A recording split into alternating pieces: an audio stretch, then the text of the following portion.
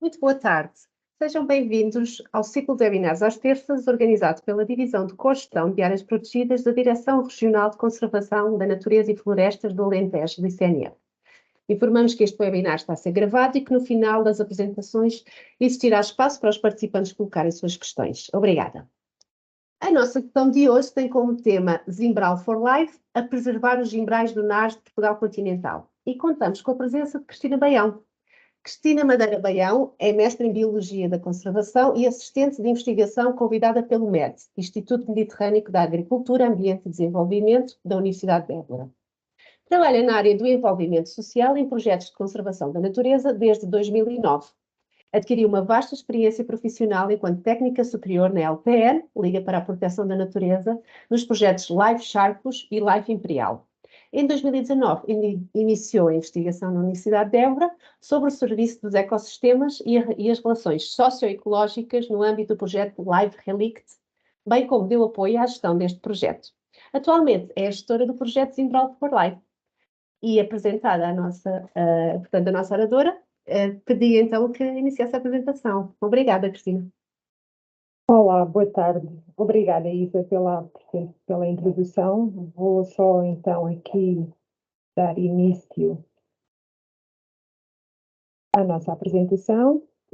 Conseguem ver, não é? Ok. Aqui, desculpa. Pronto. Então, como está tudo a funcionar bem, Isa? Conseguem ver a apresentação? Tenho que diminuir, penso eu, a janela do Teams, senão ficamos nós à frente. Exato, agora sim. Desculpa, estava aqui. Ok. Então, como a Isa disse, e muito obrigada, eu hoje vou-vos falar de um projeto que nós temos em mão, que é o projeto Zimbral for Life. Este projeto é um projeto LIFE, portanto é financiado por um instrumento financeiro da União Europeia, do programa LIFE, e o principal objetivo do projeto tem a ver com o Habitat 2250 de Diretiva Habitats, ou seja, as dunas litorais com juníperos. E pretendemos assegurar a reversão da tendência que o Habitat tem de degradação. Portanto, isto foi um projeto que foi aprovado ano passado, deu início logo no início de outubro, e tem a duração de 6 anos. O orçamento global são cerca de 3 milhões, sendo que 67% deste financiamento foi cofinanciado por a União Europeia. Em termos de beneficiários, eu, que represento a Universidade de Évora, somos o beneficiário coordenador e temos 3 beneficiários associados, nomeadamente uma associação dedicada à conservação da natureza em Algesur, que é a Rewilding Sudoeste. Temos também o CICITEX, que é um centro de investigação da Extremadura. E, em terceiro lugar, temos a Floradata, que é uma empresa do Porto que nos vai ajudar na parte da cartografia e Plano Nacional de Ação. O ICNF é nosso parceiro, no sentido que nos dá bastante apoio, e um apoio até fundamental para a correta implementação deste projeto, mas já vos explico um pouco mais à frente de que forma é que o ICNF nos tem ajudado bastante. Então, para explicar em detalhe o que é este projeto, passo a explicar o habitat-alvo. Portanto, estamos a falar de zimbros, de espécies de juníperos. Portanto, para que mais ou menos tenham uma noção de que tipo de vegetação é que nós estamos a falar, este género, ou melhor, os juníperos é do género das coníferas, não é? Que pertence à família das cupersáceas. E tem características muito especiais, nomeadamente o tronco robusto, a madeira duradoura, e em geral são excepcionalmente de grande duração, ou seja, eles conseguem viver durante muitos e longos anos. Em Portugal existem cerca de 7 espécies de zimbros, entre as montanhas, as costas rochosas dos vários rios, e também nas dunas litorais. Aqui, no nosso caso, em particular do projeto Zimbral for Life, é onde vamos atuar nos zimbros que ocupam ou que estão nas dunas litorais. Trouxe só algumas fotografias do outro tipo de juníperos, porque normalmente as pessoas reconhecem mais facilmente estes zimbros, o comunis ou oxicedros. Nós vamos trabalhar, como disse, com os zimbros que estão nas dunas litorais, mais propriamente com duas espécies de zimbros que encerram dois subtipos de habitat e que correspondem às comunidades linhosas maduras das dunas terciárias e paleodunas. Portanto, no ecossistema dunar, digamos assim, nós vamos focar grande parte do nosso trabalho na parte de trás, digamos assim, das dunas, na paleoduna. As espécies de zimbro que aqui existem nomeadamente os juníperos turbinata, subespécie turbinata, e temos também os juníperos naviculares. Para conhecerem um pouco sobre estas duas espécies dominantes destes subtipos do habitat, falo-vos agora um pouco sobre o juníperos turbinata, popularmente conhecido por zimbro das areias, ou zimbreiro. É um arbusto ou uma árvore de pequeno porte. Tem estas duas posições, estas duas fotografias mostram as duas posições que eles ocupam, ou seja, quando está mais próximo da linha d'água, ou melhor, do mar, tem esta postura mais prostrada, portanto é um arbusto baixo, devido também às condições, quer do vento, que não permite crescer em altura, mas depois se recuarmos um bocadinho mais para dentro da duna, conseguimos ver, por exemplo, como a fotografia do vosso lado direito mostra, um zimbro que pode facilmente chegar aos 5 metros. É uma espécie com algumas particularidades, nomeadamente as folhas, tem dois tipos de folhas, portanto, elas quando são as folhas juvenis, têm um aspecto diferente do que quando são adultas, e é uma espécie dioica, ou seja, existem indivíduos quer masculinos, quer femininos. Para além do turbinata e do juníperos turbinata, que é a espécie dominante do habitat, ele, como é óbvio, não está sozinho, tem outras espécies características que ajudam a descrever o habitat propriamente dito, e estes são só alguns exemplares de algumas das plantas que fazem parte da composição florística deste habitat. Estas trouxe em particular para também poder-vos mostrar por exemplo, aqui o facto de muitas destas espécies terem bagas e mostrar-vos também já, desde o início, a importância que este habitat tem para a fauna. Não é? Portanto, é um habitat também de refúgio, de reprodução e principalmente de alimentação para muitas das espécies faunísticas que ocupam as dunas costeiras. Depois temos uma outra espécie de zimbro, perdão, neste caso, que é os juníperos naviculares. Os juníperos naviculares digamos que é menos conhecido da população, até por algum do trabalho que já temos andado a fazer com a população local, constatamos que não é tão famoso como o turbinata, mas não deixa de ser tão ou mais importante, uma vez que é um pequeno arbusto e que grande parte da população desta espécie está em Portugal. Mostrar-vos também algumas fotografias daquilo que nós temos encontrado no campo. Portanto, conseguimos às vezes encontrar estes naviculares com muito pequeno porte, baixinho, mas nota-se também que, por exemplo, na fotografia da direita, este terreno foi intervencionado há relativamente pouco tempo e por isso ele é muito baixo. No caso da fotografia do lado esquerdo, já conseguimos encontrar alguns indivíduos com 1 metro, 1 metro e meio. Nós, no nosso trabalho de campo, também já encontramos indivíduos com 2 metros, mas muito raramente. Normalmente encontramos indivíduos mesmo muito pequenos. E à semelhança do outro juníperos, também é uma espécie dioica, também tem indivíduos masculinos e femininos, e as folhas são um pouco mais simples, semelhantes entre si, e têm aquela característica daquelas faixazinhas brancas que, quando observado à distância, dá uma tonalidade de verde mais claro e também nos ajuda a identificar a espécie quando andamos no campo. Pronto, também mostrar-vos algumas das espécies que estão associadas a este subtipo do habitat, que é o subtipo 2, onde o naviculares domina. E novamente temos aqui outras espécies também com bagas que ajudam a manter as populações faunísticas que existem nas áreas. E agora mostrar-vos também um pouco, assim de forma muito breve, outros habitats contíguos, que também serão alvo do nosso projeto. Portanto, nós, apesar de estarmos focadas no Habitat 2250, ou seja, todas as zonas costeiras que têm estas duas espécies dominantes de zimbros, também iremos ter um especial cuidado com os habitats que estão contíguos ao nosso habitat, e estes são só alguns exemplos de espécies, algumas delas até com estatuto de proteção elevado. Pronto. Depois de vos falar do habitat propriamente dito, dizer-vos também que no âmbito do projeto LIFE nós temos que definir à partida, em fase de candidatura, quais vão ser as áreas de intervenção.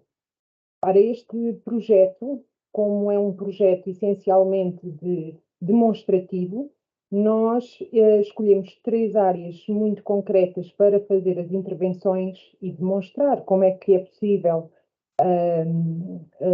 gerir o território de forma a melhorar o estatuto de conservação deste habitat, mas também é importante dizer-vos que o projeto também vai trabalhar a nível nacional, ou seja, em todas as zonas especiais de conservação onde o habitat está presente.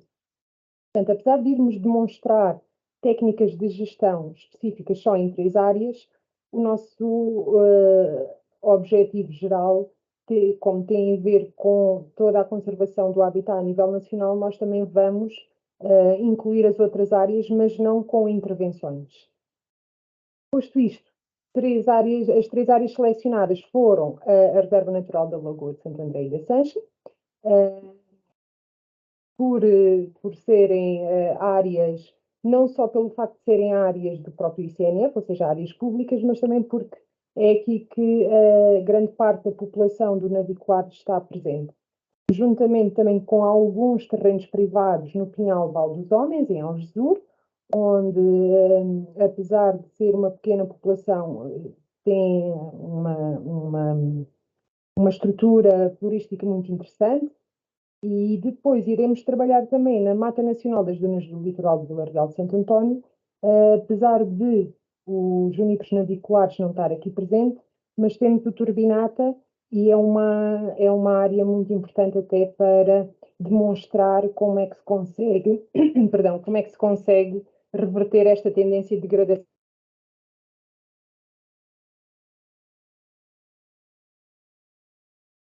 Então trouxe-vos também algumas fotografias para terem uma noção de como é que o habitat está atualmente em todas as áreas de intervenção, onde nós já fizemos algum trabalho de cartografia. Novamente, esta fotografia tem a ver com a comporta, que já foi mostrado um pouco atrás. Depois temos, perto de Alcácer do Sal, também temos lá uma duna, uma paleoduna muito interessante que faz parte da propriedade de Montalvo, com uma comunidade também muito interessante de naviculares. Em Santo André temos aqui 3 realidades, ou seja, temos a turbinata em arbusto, mais para dentro temos a turbinata em árvore, temos o naviculares também muito bem representado aqui, e esta vai ser uma das áreas de intervenção. Depois, em Santo André, um pouco mais para dentro da Paleoduna, também encontramos uma extensão relativamente considerável do naviculares, novamente em Algesur, no Pinhal Val dos Homens. Portanto, como vocês veem, também escolhi as melhores fotografias, mas é verdade que ainda é possível encontrar áreas muito interessantes com o habitat. Depois, em Vila Real de Santo António, temos um habitat um bocadinho mais degradado, daí o desafio ser maior, mas não impossível, onde, por exemplo, na fotografia à direita, vocês conseguem, se calhar, perceber que temos aqui um turbinata quase em luta direta com uma espécie exótica invasora, que é uma Puntia, e isto também mostra já um pouco dos problemas que este habitat tem, e não é só em Vila Real de Santo António, portanto, também nas outras áreas as espécies exóticas invasoras são um problema para o habitat, este e outros. Pronto, então, o fundamento da existência deste projeto passa também um pouco por a avaliação que é regularmente feita pela União Europeia. E no caso deste habitat, do 2250, o estado de conservação é desfavorável ao mau, com uma tendência decrescente. No mapa conseguem identificar onde é que o habitat está presente e, como veem, a grande parte está tudo a vermelho, portanto, tem a ver com o seu estado de conservação, nomeadamente ser desfavorável ao mau. Na Grécia está um bocadinho mais laranjinha, mas a tendência global deste habitat a nível europeu é mesmo muito mau. Portanto, posto isto, é um habitat prioritário para a conservação. No caso de Portugal não é muito diferente. No caso de Portugal, o estado de conservação é igual, desfavorável ao mau, a tendência continua a ser decrescente e, como já vos dei a entender logo no início da apresentação, estas espécies têm um estatuto de conservação, portanto, eles estão ameaçados, estão quase ameaçados a nível mundial, mas no caso dos naviculares, porque 95% da sua população está na nossa costa sudoeste, Portugal tem uma responsabilidade acrescida para proteger este habitat e daí a urgência de criarmos este projeto, e ainda bem que foi aprovado, porque agora temos em braços este grande desafio, que é proteger não só o turbinata, ou o habitat dominado pelo turbinata, mas muito mais importante será também os únicos naviculares.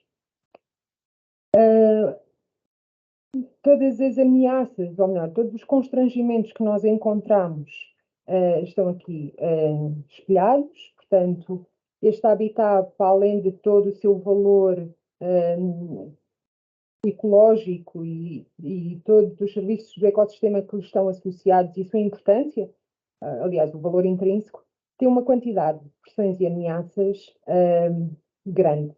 Até porque a sua posição ecológica, ou seja, as dunas costeiras, são áreas que são também muito apetecíveis para outros setores económicos, nomeadamente o turismo, a agricultura, as florestas. Portanto, este será talvez o principal motivo pelo qual o habitat está em tão mau estado de conservação, não só a nível de Portugal, mas a nível europeu. E eu até costumo dizer que, na minha opinião, a pior ou maior ameaça que este habitat pode enfrentar é realmente o desconhecimento. O desconhecimento da existência, o desconhecimento destas características específicas destas plantas, o desconhecimento da sociedade civil em geral, ou até mesmo dos decisores políticos ou dos gestores do território, porque muitas vezes destrói-se sem saber o que é que se está a destruir. E então nós definimos até todo o plano de trabalho, não só sobre a falta de conhecimento que a própria academia tem sobre as espécies, mas também temos uma grande componente de envolvimento da sociedade.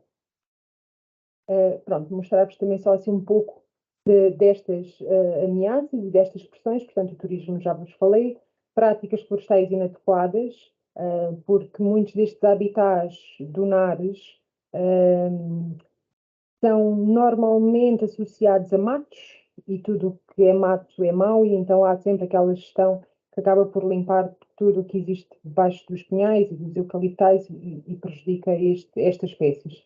Depois, novamente, as espécies exóticas invasoras são muito complicado, digamos que é um constrangimento talvez dos mais difíceis de controlar, porque erradicar é impossível, não é?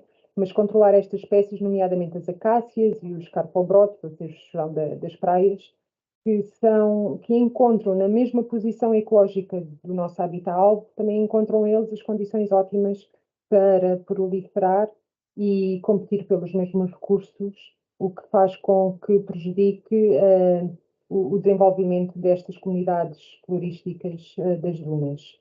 Depois temos também outras pressões que, entretanto, estamos a tentar estudar para conhecer um pouco melhor, como, por exemplo, a depressão genética, que é algo que nos preocupa em relação a naviculares.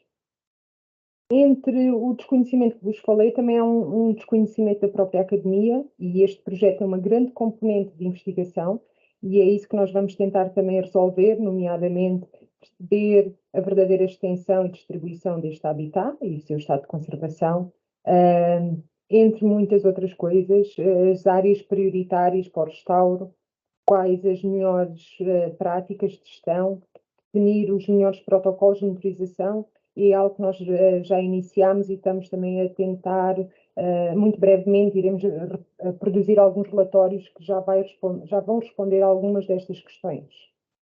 Depois temos ainda a parte da governança e estas questões sociais, onde temos também uma grande componente dentro do projeto que iremos tentar resolver com ações dedicadas não só à população local e sociedade civil em geral, mas também com os tais stakeholders, ou seja, os principais atores, gestores do território. Então, o nosso plano de trabalho resume-se a melhorar o nosso conhecimento, que é esta parte mais científica do projeto. Temos ações concretas específicas para parar as ameaças. Iremos multiplicar espécies características para poder fazer o restauro ecológico. Depois teremos também um pacote de tarefas específico para a melhoria da estrutura e função do habitat.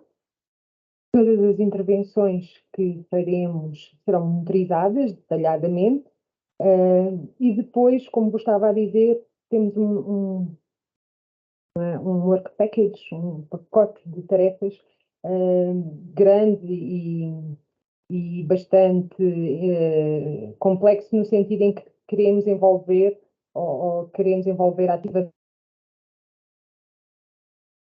Então, falar-vos um pouco mais detalhadamente sobre o que é que o projeto já fez e o que é que tem planeado para fazer.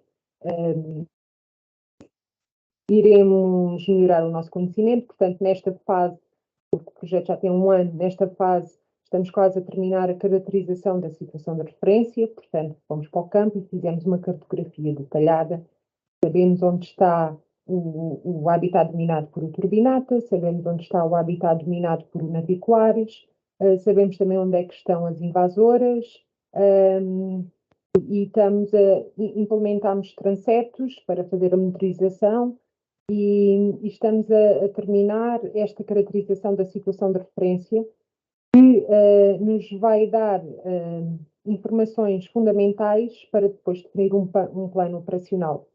Em simultâneo, também avaliamos a capacidade de regeneração natural das espécies e, se calhar, até posso já adiantar que, no caso de naviculares, nós tivemos muita dificuldade em encontrar indivíduos novos, ou seja,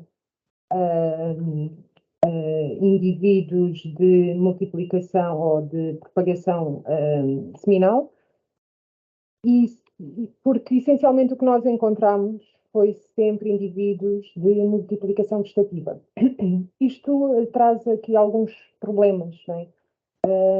Problemas no sentido em que, se a espécie não se está a conseguir multiplicar seminalmente, quer dizer que grande parte destas populações que nós estamos a encontrar serão só o mesmo indivíduo.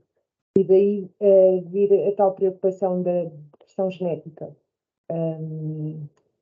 Iremos aprofundar esta questão, nomeadamente estamos a organizar e a planear fazer testes genéticos para perceber qual é a proximidade e a distância destas várias populações que nós encontramos, porque isto pode ser um problema, ou melhor, isto até pode justificar o porquê do habitat estar tão fragmentado, não é? Porque se multiplica só por vegetativo, então é difícil ele poder ser dispersado e poder melhorar a sua estrutura e a sua extensão.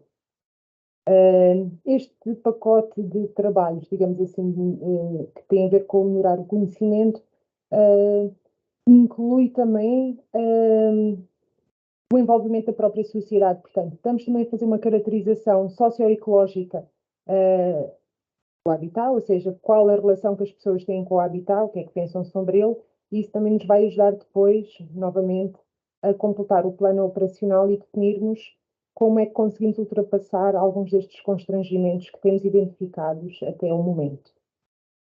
Depois, em relação às ameaças, como é que nós vamos fazer parar estas ameaças? Portanto, sem dúvida que as espécies exóticas invasoras vão ser alvo das nossas intervenções, quer sejam intervenções puras e duras, quer seja também através de ações de voluntariado, onde a população local pode contribuir ativamente para o restauro do habitat.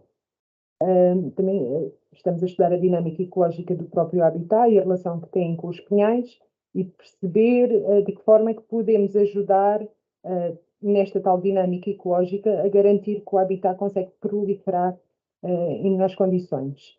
E como já vos tinha mencionado um pouco antes, vamos criar as tais zonas tampão nos habitats contíguos, especialmente no que tem a ver com espécies invasoras, para tentar criar aqui a tal zona buffer, de forma a que as nossas intervenções perdurem não só no espaço, mas também no tempo. Pronto, em relação à multiplicação das espécies características, o responsável deste pacote de tarefas é o nosso parceiro Cicitec.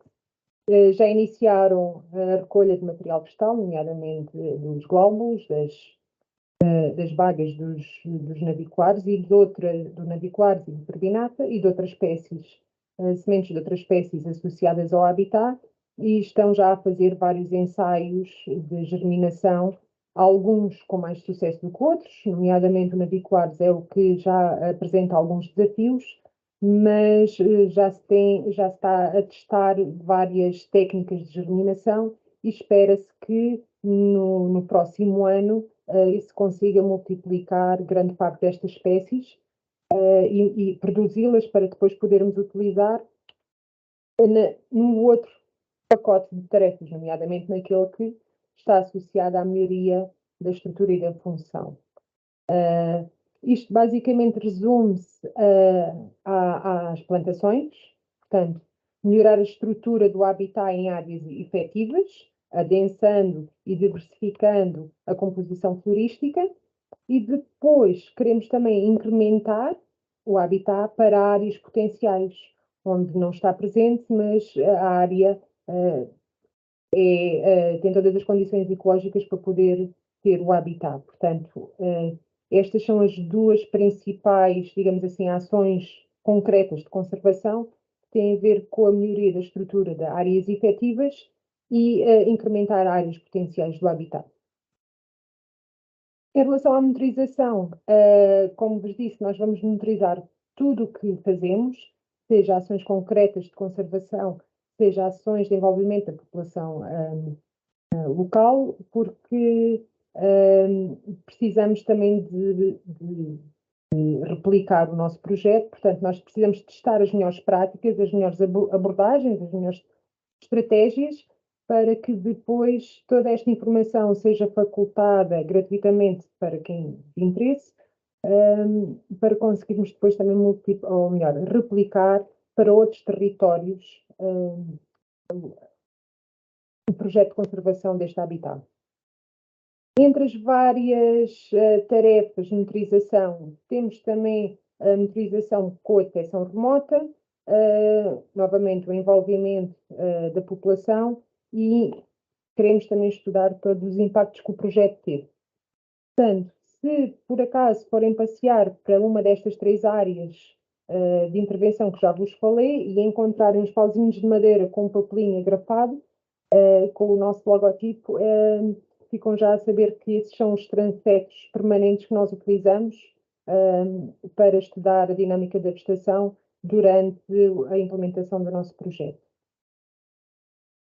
Depois, no que diz respeito ao envolvimento ativo da sociedade, temos uma série de ações ou de atividades definidas, nomeadamente educação ambiental, ações de capacitação e formação, para as pessoas, para os interessados, para os gestores do território.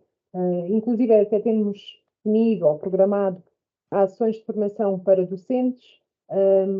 Temos também muitas atividades projetadas para a população local, nomeadamente as tais ações de voluntariado, mas também dias abertos onde possam acompanhar a nossa equipa no terreno e possam tornar-se guardiões deste habitat. Depois temos também outras duas tarefas que têm a ver com a divulgação dos nossos resultados por toda a comunidade científica, quer seja nacional, quer seja europeia, no sentido também de partilhar as nossas experiências e o nosso conhecimento com os nossos pares de outros países que também têm este habitat em mau estado de conservação. E pronto, intercâmbio de fato com outros projetos. Chegando já quase aqui ao fim da apresentação, mostrar-vos só os resultados esperados que definimos. Portanto, pretendemos melhorar a estrutura e função de áreas de habitat efetivo em pelo menos 72 hectares. As áreas de incremento, ou seja, novas áreas ocupadas por este habitat, pelo menos em 102 hectares. E o controle das espécies exóticas invasoras vai abranger uma área total de 221 hectares. Definimos que pelo menos 90 mil indivíduos serão plantados, não só de naviculares e do turbinata, mas de todas as outras espécies também associadas a estes habitats. Estamos a fazer uma cartografia nacional detalhada, serão testadas as melhores práticas, iremos definir os melhores protocolos de monitorização, porque isto tudo e todo o projeto afunila-se para um dos nossos grandes resultados esperados, que é a criação de um Plano Nacional de Ação para a conservação deste habitat. Portanto, como vos disse, nós vamos trabalhar em 3 áreas específicas, mas nós ambicionamos definir um Plano Nacional de Conservação para o habitat, de forma a abranger todas as áreas onde o habitat está presente ou potencialmente podia estar presente. Em termos de números ou de indicadores com a sociedade, pretendemos abranger pelo menos 8 mil participantes e 30 proprietários. Peço desculpa por alguns erros que se nota, mas isto foi a pressa a escrever, então saiu estes pequenos erros. E pronto, esta é uma apresentação muito jornalística do nosso projeto, uma vez que ainda não temos resultados para partilhar convosco. Mas estamos abertos a sugestões, comentários, opiniões que queiram partilhar connosco. E agora, se calhar, passava a palavra à Isa. Muito obrigada, Cristina. Portanto, abrimos então agora o espaço para a colocação de questões. Para o fazerem, podem fazê-lo de forma oral, levantando a mão, nós daremos palavra, ou também por escrito, no chat. Vamos aguardar então as questões. Temos então a Catarina Grilo, vou-lhe dar a palavra. Penso que já pode.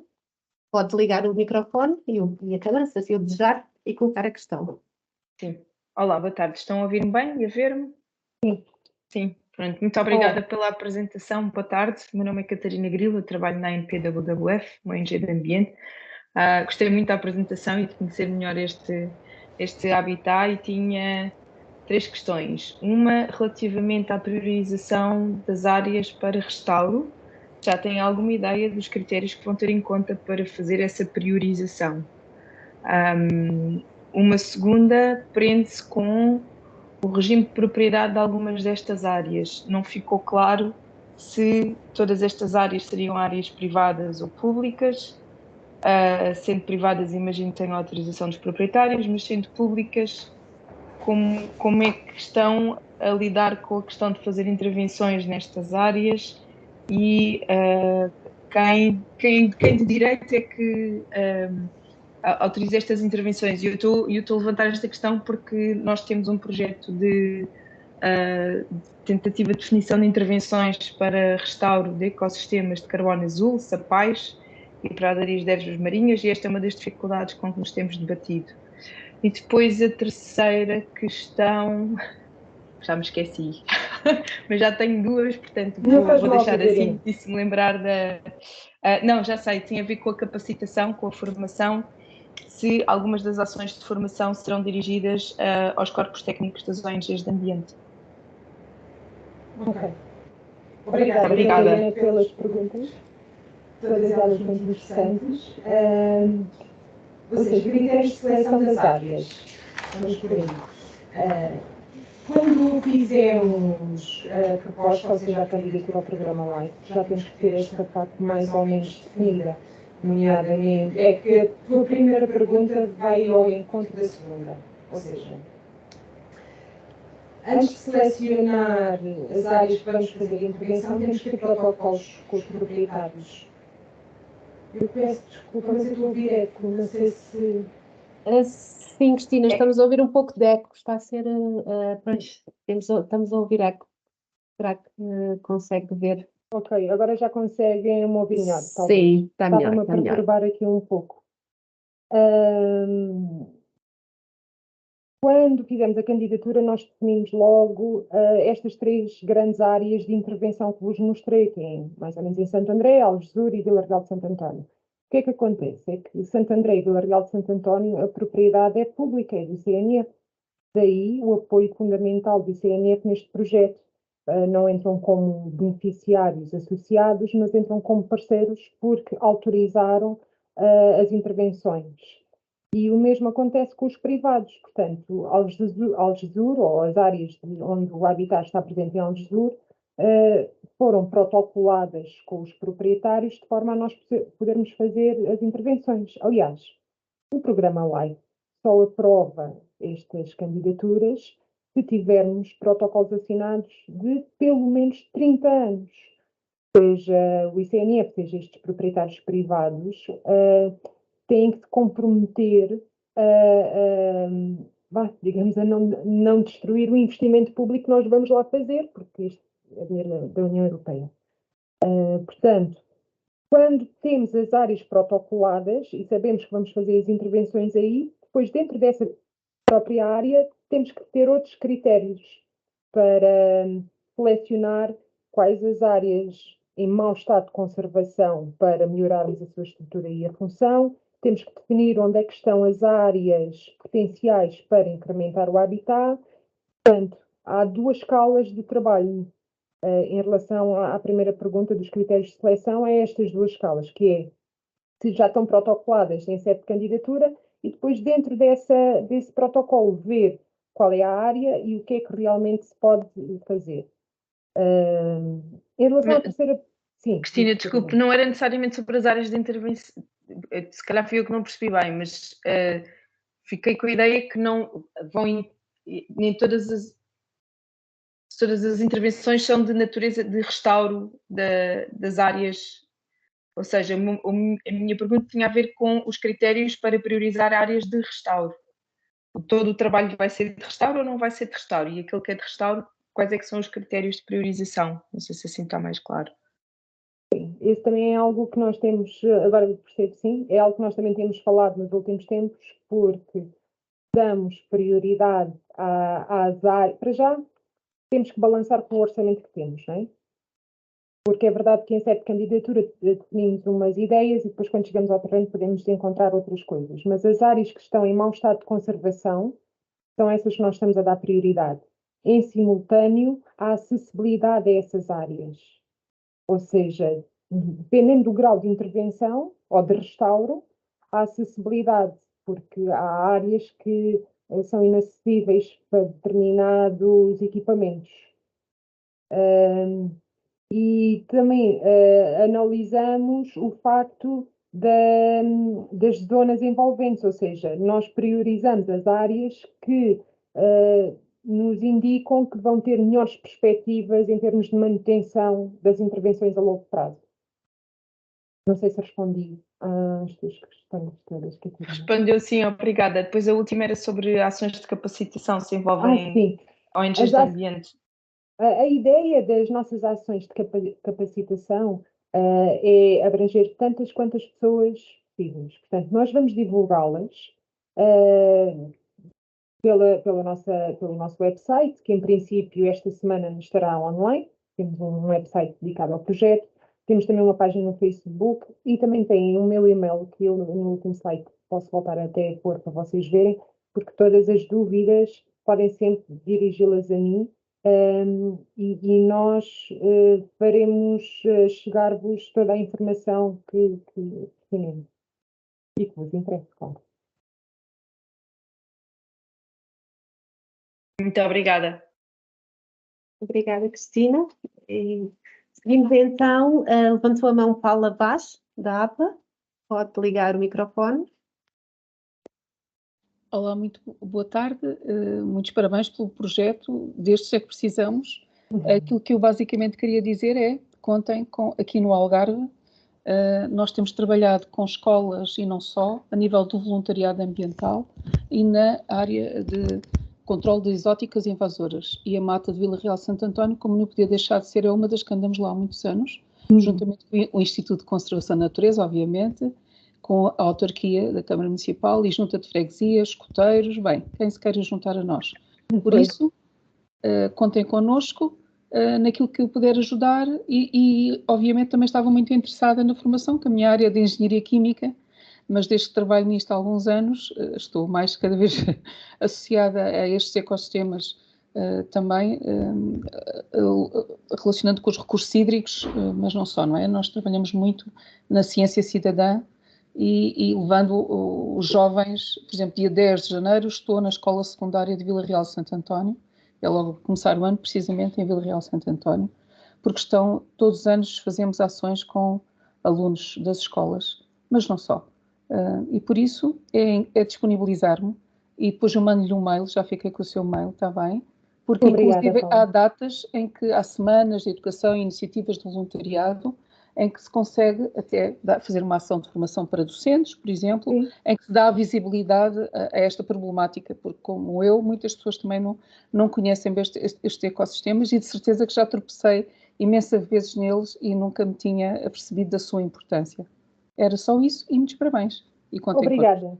Obrigada, Paula. Não era tanto uma pergunta, era mais também a questão da formação. A formação acho que era importante e gostava de ter conhecimento, precisamente. Sim, nós estamos, nesta fase inicial do projeto, entre as várias equipas que temos, portanto, há a equipa de campo, a equipa mais científica e depois há outra equipa associada também à parte deste envolvimento da população local, ou melhor, da sociedade civil em geral. Nós estamos aqui ainda a afinar o plano de educação ambiental que estamos a testar já no agrupamento de Algesur, e no próximo ano iremos estendê-lo para Vila Real de Santo António. Já falámos também com uma técnica superior do ICNF lá da reserva de Castro Marim, que também trabalha com a educação ambiental. Portanto, é óbvio que se nós pudermos, ou se nos deixarem trabalhar em conjunto com todas estas iniciativas que já estão no terreno, é mais fácil para nós, para vocês, e os resultados esperados são sempre melhores, porque se trabalharmos em equipa conseguimos melhores resultados. É essa a ideia. Portanto, é isso mesmo. Obrigada. Obrigada, Paula. Passamos então a Rui Leal Vaz, que também levantou a mão. Pode pegar o microfone. Obrigada.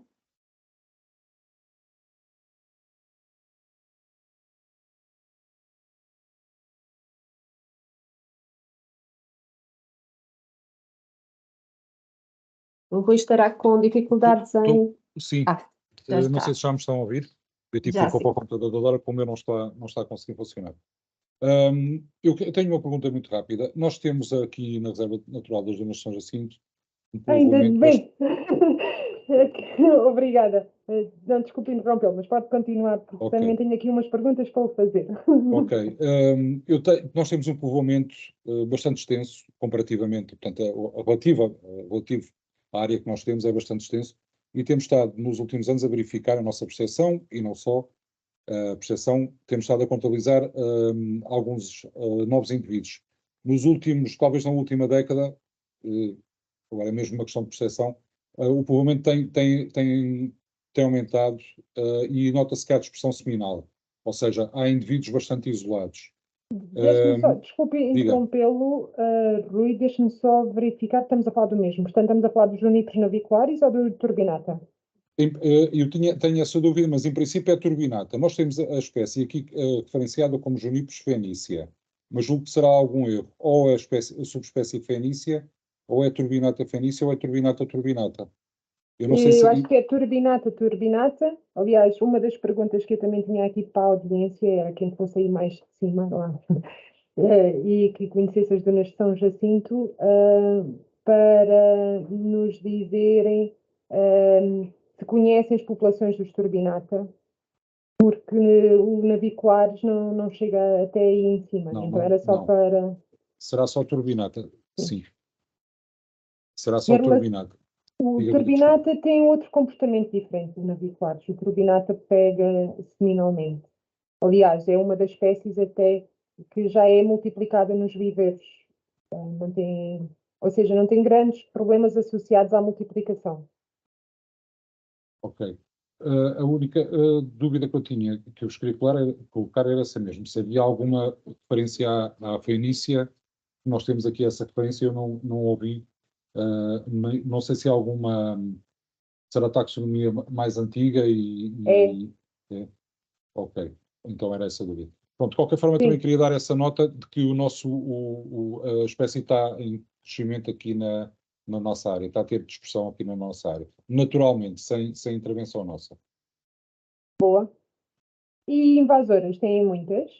Temos bastantes, temos sobretudo o Carpobrotes e as acácias.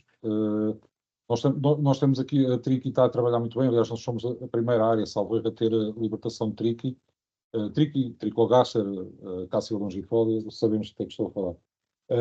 E está a trabalhar muito bem, tanto que há espécie, há indivíduos a morrer, provavelmente não só devido à triqui ou gente, mas também devido a outro stress, talvez stress hídrico. As duas coisas complementam-se e acabam por haver acácias a morrer, sobretudo na duna frontal, na duna mais próxima do mar, há bastantes indivíduos a morrer ou a ficarem mais decrépitos, o que permite depois haver a vegetação natural começar a crescer por entre as acácias. Já agora só, os juníperos, temos precisamente nas dunas, nas paleodunas, nas dunas terciárias, cá bem para trás. Não há indivíduos junto à duna secundária. Ok, obrigada. Ok. Brevemente teremos que fazer também umas saídas de campo aí para essa zona, mas daí as minhas perguntas para irmos já preparados para aquilo que eventualmente vamos encontrar. Obrigada, obrigada, Rui. Obrigado eu pelo esclarecimento. Obrigada, Rui. Obrigado. Vamos dar então palavra a Jael Palhas. Pode ligar o microfone. Sim, eu peço desculpa, cheguei atrasado, portanto não consegui ouvir tudo. Eu sou da Figueira da Foz e aqui também há uma população isolada, não sei se vão estar a trabalhar também com essa população isolada de juníperos naviculares. Sim. Sim, vamos estar, sim, Jael. Olá, como estás? Tudo bem? Sim. Se depois quiserem colaboração aqui nas saídas desta região, teria todo o gosto em colaborar. Sim, por acaso já nos tínhamos lembrado de ti. E a seu tempo serás contactado, com certeza, Jael. Muito obrigada. De nada. Obrigado.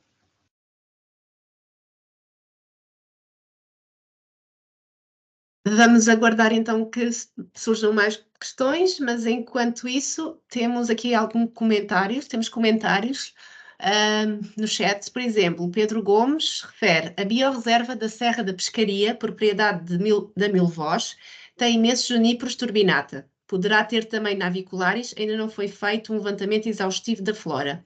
E estando localizada na zona da Nazaré, poderá ser um ponto diferente e com uma genética diferente destas espécies.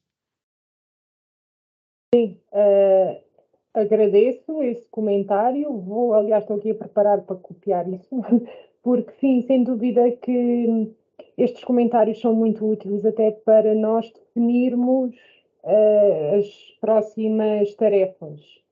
É como vos disse, demos mais atenção a estas 3 áreas específicas de intervenção neste primeiro ano, mas como planeamos fazer um plano de ação a nível nacional, é óbvio que vamos correr todas as áreas onde o habitat está dado.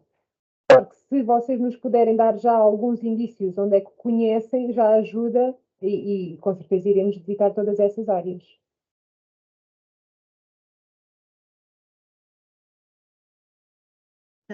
Enquanto não surgem mais mãos levantadas, temos também o comentário de Maria Teresa. O voluntariado também é de louvar, mas é insuficiente para o controle das invasoras e é lamentável que a governança e as instituições públicas não tomem como prioridade a realização de um trabalho contínuo e remunerado neste âmbito. Posso comentar, Isa, em relação a este comentário da Maria Teresa, nós temos plena noção disso.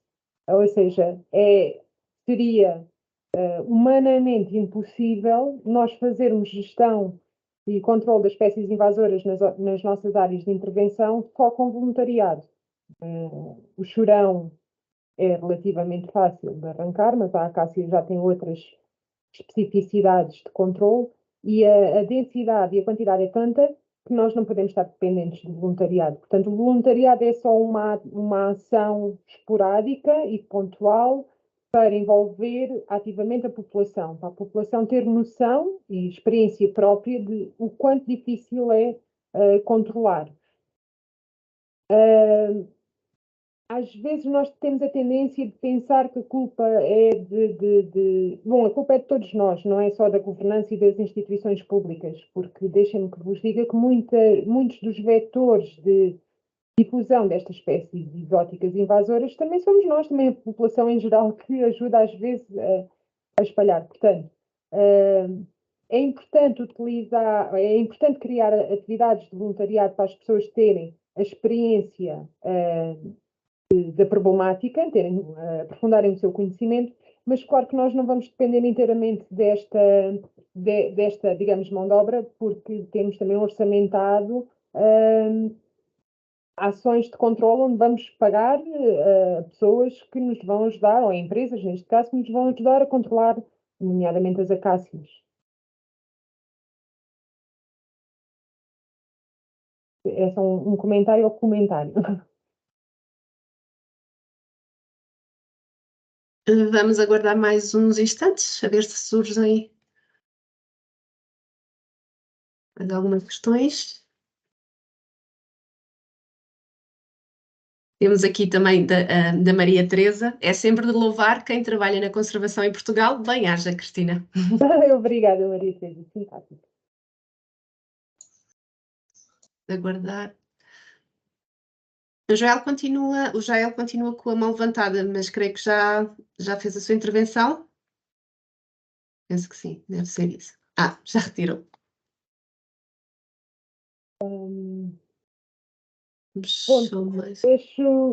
Deixa-me que partilhe convosco que realmente nós ainda estamos numa fase muito inicial do projeto, portanto não tenho assim muito mais resultados para vos apresentar, mas convido-vos, em princípio até ao final desta semana ou na próxima semana, a visitar o nosso site.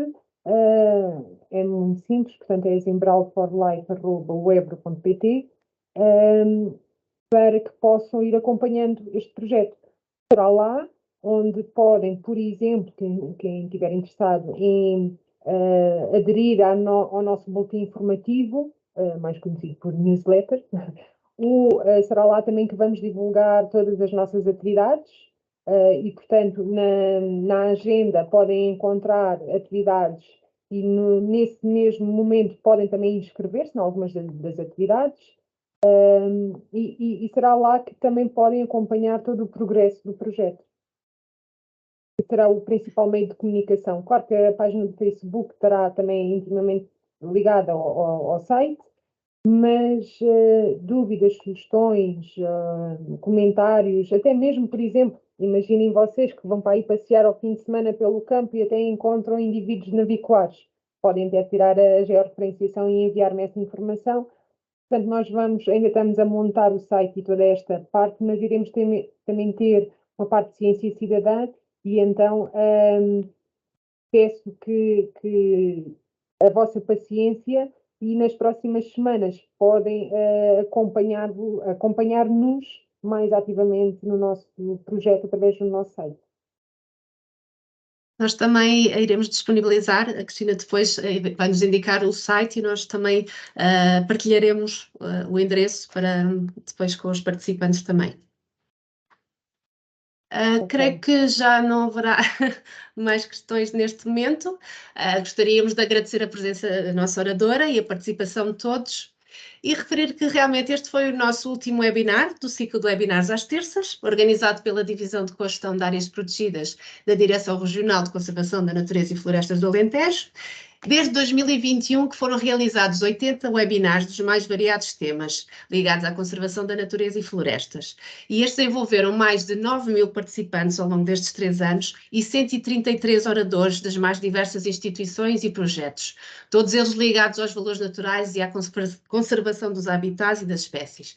Portanto, foram 3 anos, digamos, com bastante participação científica também e bastante informação que esperamos tenham apoiado e tenham passado então essa informação que é preciosa para muitas muitas pessoas. Por isso mesmo agradecemos a todos os participantes o facto de terem estado e terem nos acompanhado. Desejamos a todos portanto, umas boas festas e quem sabe até à próxima. Obrigada a todos então. Boa tarde. Obrigado. Obrigada a todos, obrigada pelo convite, Isa, obrigada Alexandre, obrigada por a vossa dedicação e o vosso trabalho espetacular. Até uma próxima.